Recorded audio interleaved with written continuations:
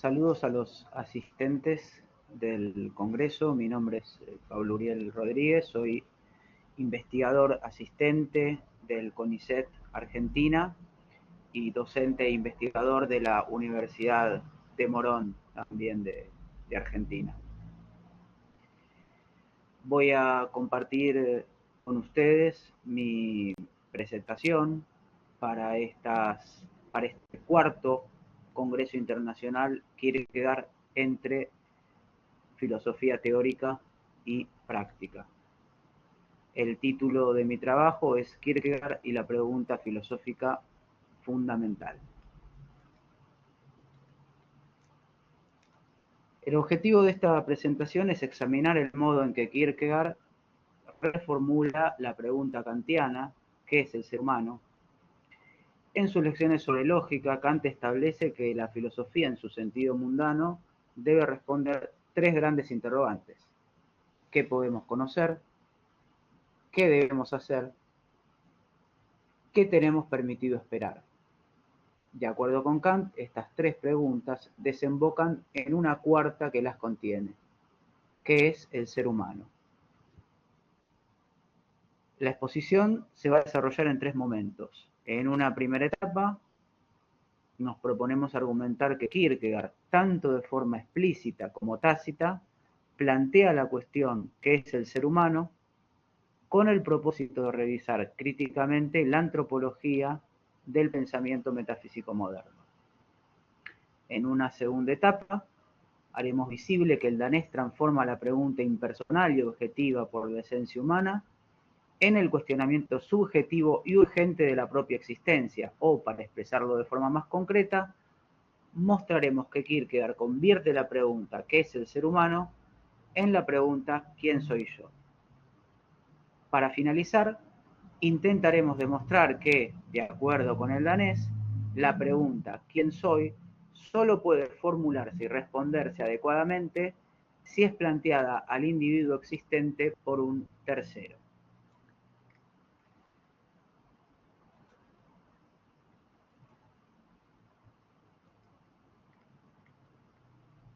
Cuando recorremos el inmenso corpus de escritos kierkegaardianos, la pregunta kantiana ¿qué es el ser humano? Se manifiesta explícita o implícitamente en múltiples formulaciones. Una lectura atenta de estas formulaciones revela un denominador común. La cuestión siempre irrumpe para disputar uno de los pilares de la metafísica moderna, pues pone en duda la pretensión de la subjetividad humana como fundamento último. Quisiera respaldar lo dicho a través de tres ejemplos que procedo a presentar respetando su orden cronológico. El primer ejemplo lo encontramos en El concepto de angustia, obra seudónima de 1844. La pregunta, claro está, no aflora de forma directa y simple, sino de manera indirecta y compleja.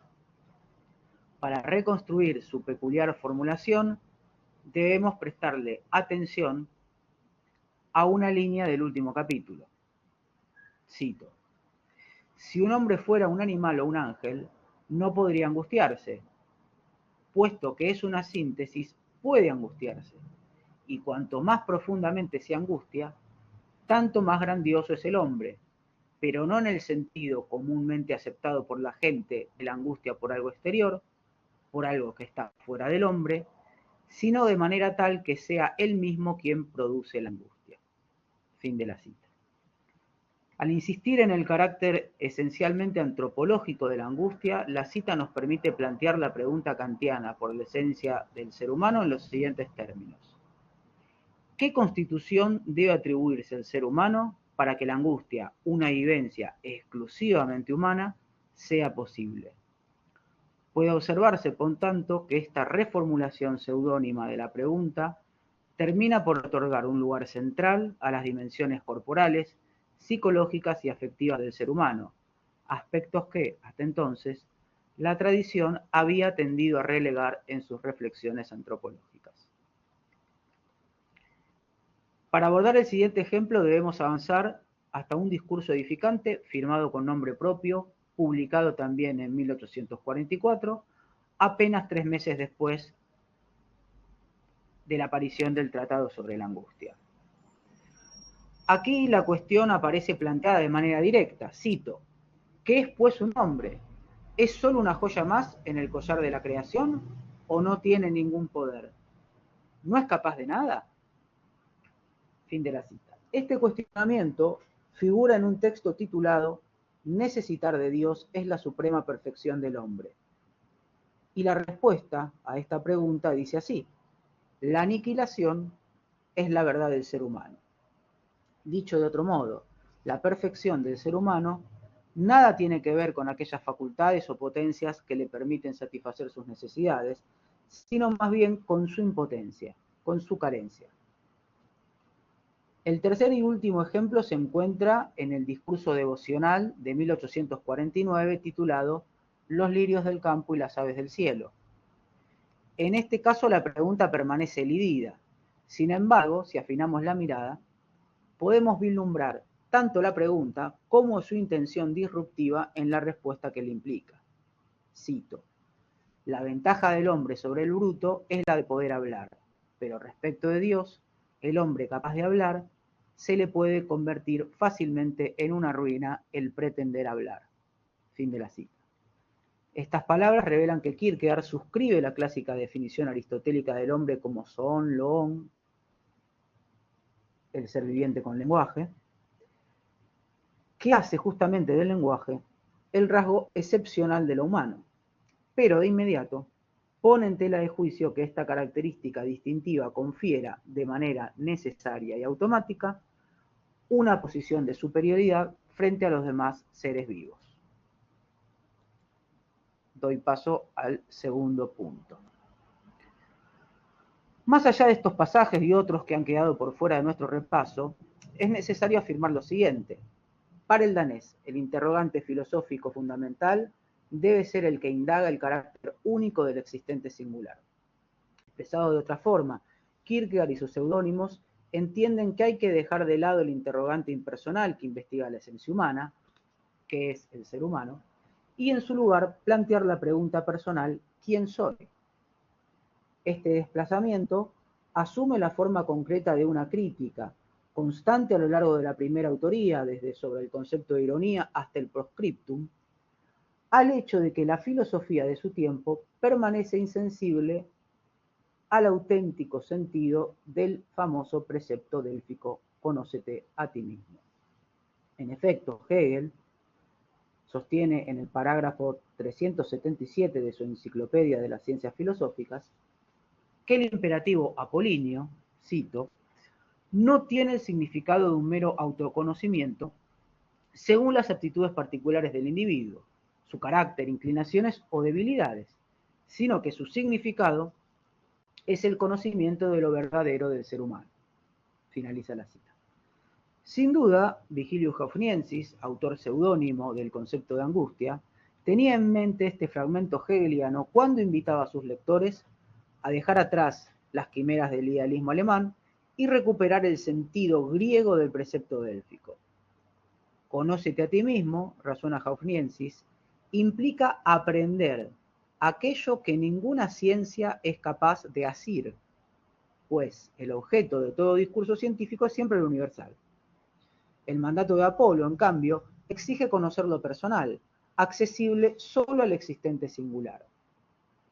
Si realmente quiere conocerse a sí mismo, el existente no debe preguntarse qué es el ser humano, sino quién soy.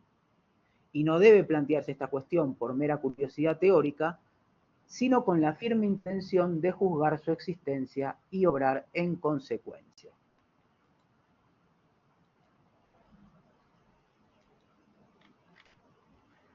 La interpelación ¿quién soy? Irrumpe de forma profundamente conmovedora en la carta que el joven enamorado de la repetición dirige a su mentor, Constantin Constantius.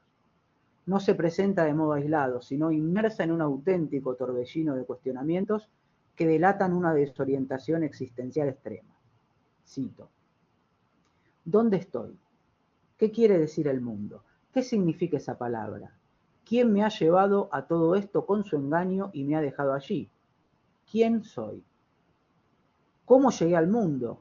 ¿Por qué no me consultaron? Porque no fui informado acerca de los usos y reglas vigentes en lugar de ser puesto en el montón, como si hubiese sido comprado por un tratante de esclavos. ¿Cómo me convertí en socio de esta gran compañía llamada La Realidad? ¿Por qué tengo que ser socio? ¿No es un asunto libre? Y si estoy obligado a hacerlo, ¿quién es el director para que yo pueda plantear una objeción? ¿No hay un director? ¿A dónde debo dirigirme con mi queja? Dado que la existencia es un debate, ¿puedo pedir que se considere mi objeción? Fin de la cita. Reproducimos el pasaje en toda su extensión con el fin de evidenciar una deficiencia en la formulación de la pregunta. Si bien es innegable que el sujeto que pregunta quién soy es un existente concreto, resulta pertinente cuestionar a quién va dirigida realmente su interrogación. Cabe sospechar que este existente no pretende dar cuenta de sí mismo con su respuesta, sino que exige que un tercero lo haga por él. Así las cosas, la pregunta del desdichado protagonista de la repetición no implica un examen de sí mismo, sino, en definitiva, la interpelación dirigida a un tercero.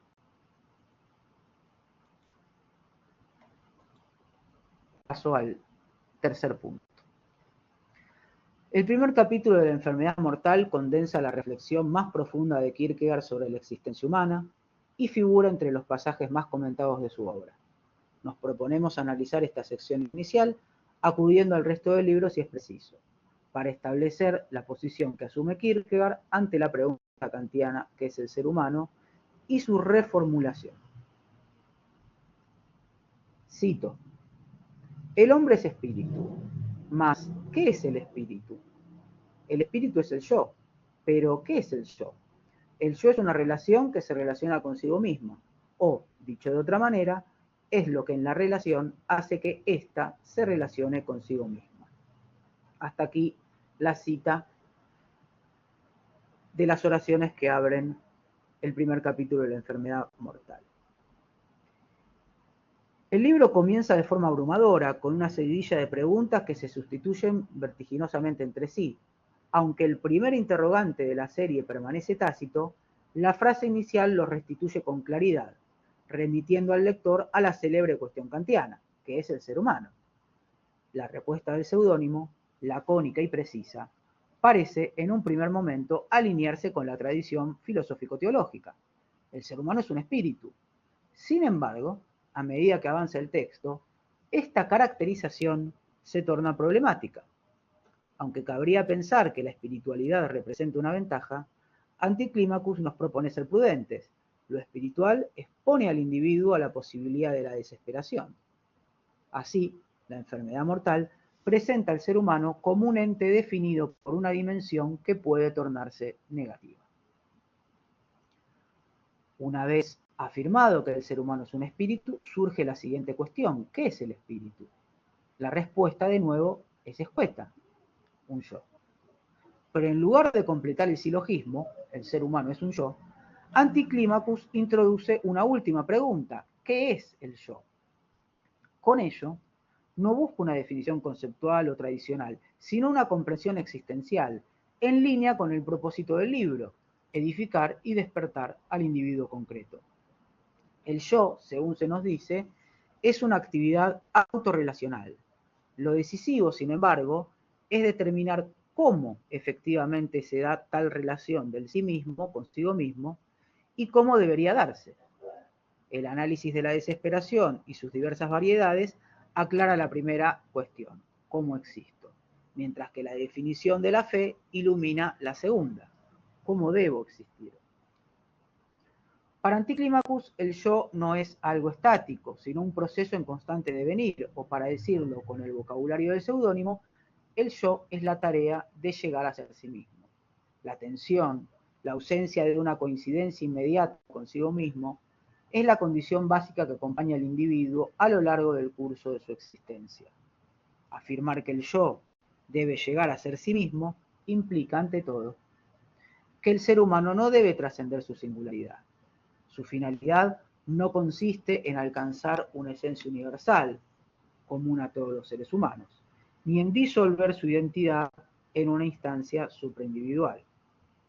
Este devenir no es un proceso natural ni espontáneo, sino un movimiento consciente y deliberado. Resulta fundamental que el individuo existente adquiera un conocimiento claro de su propio ser, pero aún más crucial es que acepte la singularidad de su ser y se haga cargo de ella. Dicho brevemente, el individuo existente tiene que querer ser el yo que es. ¿Qué revela la observación de la realidad? Según la fenomenología del espíritu desesperado desarrollada por Anticlimacus, algunos individuos viven completamente ajenos a sí mismos, los desesperados inconscientes, mientras que otros adoptan una actitud negativa hacia su propia identidad, los desesperados conscientes de serlo. Entre estos últimos se distinguen dos formas: quienes rechazan ser el yo que son, desesperación de la debilidad, y quienes intentan ser un yo que no les corresponde, desesperación de la obstinación. Así, el seudónimo concluye que la condición fáctica del yo humano consiste en no querer ser aquello que en verdad es. El análisis del fenómeno de la desesperación nos obliga a cuestionar si un individuo desesperado es capaz de preguntarse sinceramente quién soy. Nuestra hipótesis es que el primer capítulo de la enfermedad mortal se centra en definir las condiciones que posibilitan que un individuo existente se plantee de manera auténtica dicho interrogante. Luego de definir al yo como una actividad autorrelacional, Anticlimacus presenta la siguiente alternativa: un yo tal, cito, tiene que haberse puesto a sí mismo o haber sido puesto por otro. Puesto a nuestros términos, la cuestión que instala el seudónimo sería la siguiente: ¿el individuo existente se interpela a sí mismo o es interpelado por otro? Resolver esta disyuntiva equivale a definir cuál de las siguientes dos preguntas tiene prioridad sobre la otra: ¿quién soy o quién eres? El tratamiento de la desesperación-obstinación, querer desesperadamente ser sí mismo, expone tanto el proyecto existencial de la autoposición, uno de los términos de la disyunción de Anticlimacus, como su imposibilidad. De esta manera, el análisis de esta forma suprema de desesperación deja como única opción válida el otro término de la alternativa, que el yo haya sido puesto por otro. En palabras del seudónimo, el obstinado pretende, cito, disponer de sí mismo o ser su propio creador, haciendo de su propio yo el yo que él quiere ser. Esta caracterización encaja con el esteta reflexivo del primer volumen de O lo uno, lo otro, que busca transfigurar artísticamente el mundo y su vida para disfrutarlos. También se extiende al ético B, el juez Guillermo, del segundo volumen de O lo uno, lo otro, quien, al elegirse a sí mismo, asume el papel de editor de su existencia, determinando qué elementos la conforman y cuáles quedan excluidos. Tanto el esteticismo reflexivo como el eticismo sitúan al individuo en la posición del yo como único centro y fundamento de su ser. Semejante individuo, al pretender iniciar su existencia en el principio, define la especificidad de su tarea y por ende se arroga el derecho de revocar dicha tarea a su antojo. No obstante, Anticlimacus desestima esta supuesta soberanía individual, calificándola de mera ilusión.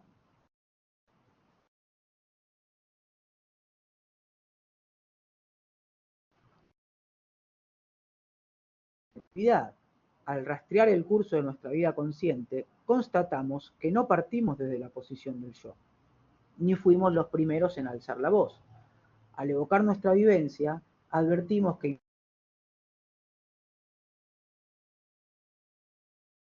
la posición de que otro se ha dirigido a él previamente.